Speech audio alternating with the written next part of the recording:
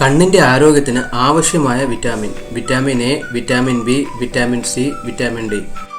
ഉത്തരം vitamin A.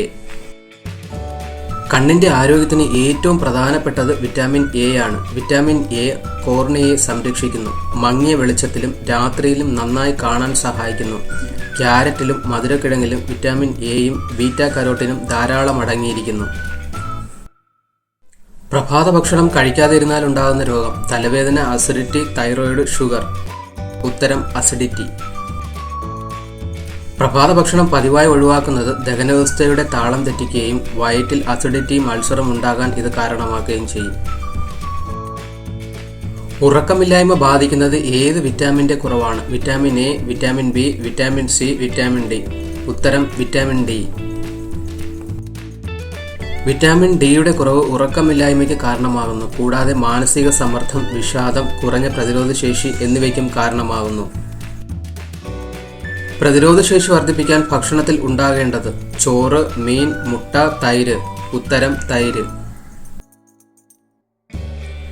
തൈരിൽ അടങ്ങിയിരിക്കുന്ന micro organism രോഗപ്രതിരോധശേഷി വർദ്ധിപ്പിക്കുന്നതിന് സഹായിക്കുന്നു. ദിവസവും ഭക്ഷണത്തിൽ തൈര് ഉൾപ്പെടുത്തുന്നത് നല്ലതാണ്.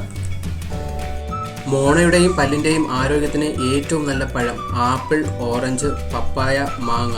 ഉത്തരം ആപ്പിൾ. ആപ്പിളിൽ ഉമിനീർ ഉണ്ടാക്കാൻ സഹായിക്കുന്ന മാലിക് ആസിഡ് അടങ്ങിയിട്ടുണ്ട്. ഈ ഉമിനീർ പല്ലുകൾ വെളുപ്പിക്കാനും വായ്ക്കുള്ളിലെ ബാക്ടീരിയകളെ അകറ്റുവാനും സഹായിക്കുന്നു. ആപ്പിൾ കഴിക്കുന്നത് പല്ലുകൾ വൃത്തിയാക്കാനും വായ്നാറ്റത്തെ ചെറുക്കാനും സഹായിക്കും.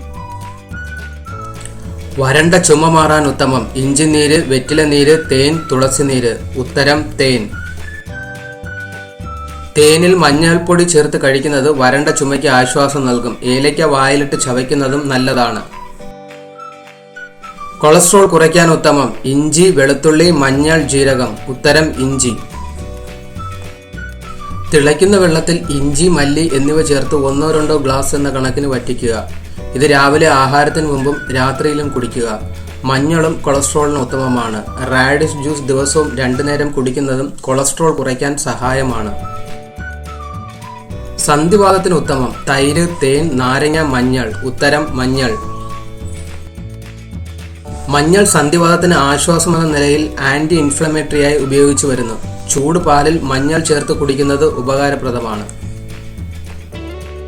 ഹൃദയാരോഗ്യത്തിന് ഉത്തമം: നാരങ്ങ, തുളസിനീര്, മഞ്ഞൾ, വേപ്പില. ഉത്തരം മഞ്ഞൾ.